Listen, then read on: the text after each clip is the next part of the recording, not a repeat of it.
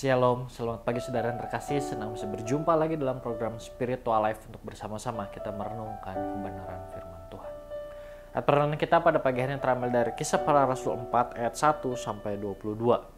Kisah Para Rasul 4 ayat 1 sampai 22. Saya akan bacakan ayat ini bagi Bapak Ibu Saudara semua. Petrus dan Yohanes di hadapan Mahkamah Agama. Ketika Petrus dan Yohanes sedang berbicara kepada orang banyak, mereka tiba-tiba didatangi imam-imam dan kepala pengawal bait Allah serta orang-orang Saduki. Orang-orang itu sangat marah karena mereka mengajar orang banyak dan memberitakan bahwa dalam Yesus ada kebangkitan dari antara orang mati. Mereka ditangkap dan diserahkan ke dalam tahanan sampai keesokan harinya karena hari telah malam. Tetapi di antara orang yang mendengar ajaran itu banyak yang menjadi percaya, sehingga jumlah mereka kira-kira 5.000 orang laki-laki. Pada keesokan harinya, pemimpin-pemimpin Yahudi serta tua-tua dan ahli-ahli Taurat mengadakan sidang di Yerusalem dengan imam besar Hanas dan Kayafas, Yohanes dan Alexander, dan semua orang lain yang termasuk keturunan imam besar. Lalu Petrus dan Yohanes dihadapkan kepada sidang itu dan mulai diperiksa dengan pertanyaan ini.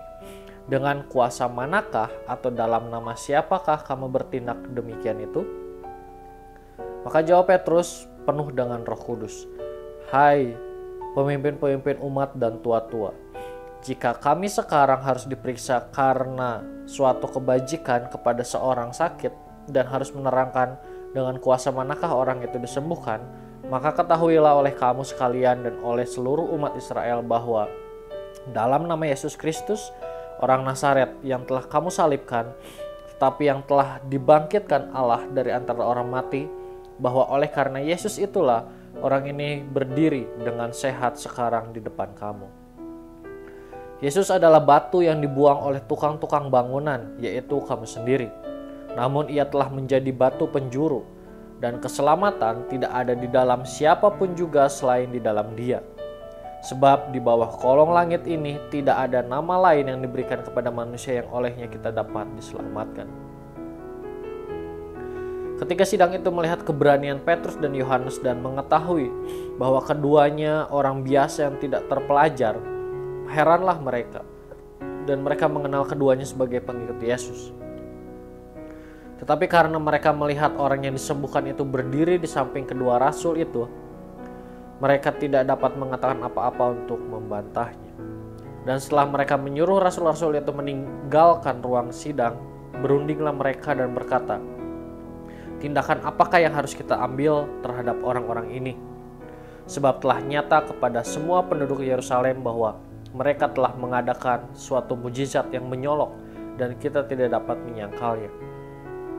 Tetapi supaya hal itu jangan makin luas tersiar di antara orang banyak, baiklah kita mengancam dan melarang mereka supaya mereka jangan berbicara lagi dengan siapapun dalam nama itu." Dan setelah keduanya disuruh masuk, mereka diperintahkan supaya sama sekali jangan berbicara atau mengajar lagi dalam nama Yesus. Tetapi Petrus dan Yohanes menjawab mereka, "Silakan kamu putuskan sendiri manakah yang benar di hadapan Allah, taat kepada kamu atau taat kepada Allah. Sebab tidak mungkin bagi kami untuk tidak berkata-kata tentang apa yang telah kami lihat dan telah kami dengar." Mereka semakin keras mengancam rasul-rasul itu, tetapi akhirnya melepaskan mereka juga, sebab sidang tidak melihat jalan untuk menghukum mereka karena takut akan orang banyak yang memuliakan nama Allah berhubung dengan apa yang telah terjadi. Sebab orang yang disembuhkan oleh mujizat itu sudah lebih dari 40 tahun umurnya. Saudara, kita melihat dalam bagian ayat hari ini dampak yang terjadi setelah pencurahan Roh Kudus. Salah satu dampak yang kita lihat dalam ayat yang kita baca hari ini yaitu kehidupan Petrus dan Yohanes. Kita lihat bagaimana mereka menjadi orang yang berubah, khususnya dalam hal berbicara. Petrus berbicara sangat baik, jelas, dan penuh kuasa dalam kisah ini, hingga orang-orang yang ada pada saat itu begitu heran. Selain melalui kehidupan Petrus, kita juga melihat kuasa Roh Kudus, yaitu pada saat Petrus dan Yohanes memberikan kabar keselamatan kepada orang banyak. Ketika mendengar apa yang dikatakan oleh Petrus dan Yohanes, beribu-ribu orang langsung percaya kepada Allah. Saudara, melalui kisah hari ini kita melihat dampak ketika seseorang dikuasai dan dipenuhi oleh Roh Kudus. Kehidupan orang tersebut akan berubah ke hal yang lebih baik. Sehingga orang yang dikuasai dan dipenuhi Roh Kudus akan menjadi pribadi yang mengikuti kehendak Tuhan di dalam dirinya. Saudara, mungkin saat menjalani kehidupan selama ini kita menjalani dengan kekuatan kita sendiri. Sehingga pada saat menjalaninya kita merasa kehidupan kita berjalan begitu-gitu saja. Tidak ada perubahan.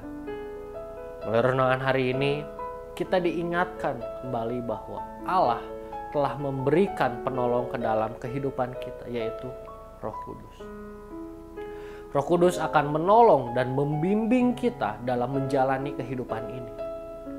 Marilah kita senantiasa meminta bimbingan Roh Kudus dalam kehidupan kita. Sehingga pada saat menjalani keseharian kita dapat melakukan kehendak Tuhan di dalam kehidupan ini. Saudara, marilah kita mengambil waktu sejenak untuk merenungkan firman Tuhan yang baru saja kita dengar. Saudara, sudahkah dalam menjalani keseharian kita meminta bimbingan Roh Kudus untuk menolong setiap aktivitas kita dalam keseharian ini? Jika belum, marilah kita berdoa.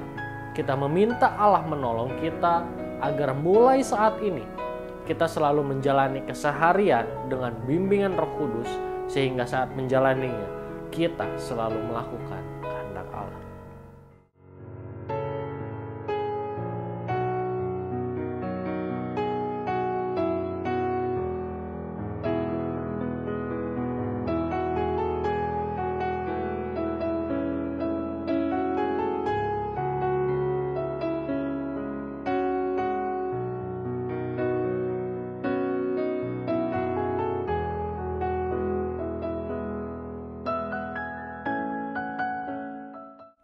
Mari kita akan tutup renungan hari ini di dalam doa. Mari kita berdoa. Tuhan, terima kasih buat kebenaran firman Tuhan yang kembali datang pada setiap kami pagi hari ini. Firman Tuhan kembali mengajarkan kepada setiap kami untuk kehidupan kami dibimbing oleh Roh Kudus, Tuhan. Karena Kau telah memberikan pada setiap kami seorang penolong, yaitu Roh Kudus yang akan membimbing dan menolong kami dalam menjalani kehidupan ini, Tuhan. Ampuni kami kalau selama ini dalam menjalani kehidupan kami masih berjuang dengan kekuatan kami sendiri. Kami tidak meminta bimbingan dan pertolongan dari Roh Kudus, Tuhan. Dan ubahlah hati kami, hidup kami mulai saat ini, sehingga mulai saat ini, Tuhan, kehidupan kami kehidupan yang dibimbing dan dituntun oleh Roh Kudus, Tuhan. Sehingga mulai setiap kehidupan kami kehendak Allah dinyatakan. Terima kasih Tuhan Yesus, kami juga berdoa menyerahkan seluruh aktivitas kami hari ini hanya ke dalam tangan. Di dalam nama-Mu kami selalu berdoa dan mengucap syukur. Haleluya. Amin. Selamat pagi, selamat beraktivitas. Tuhan Yesus memberkati.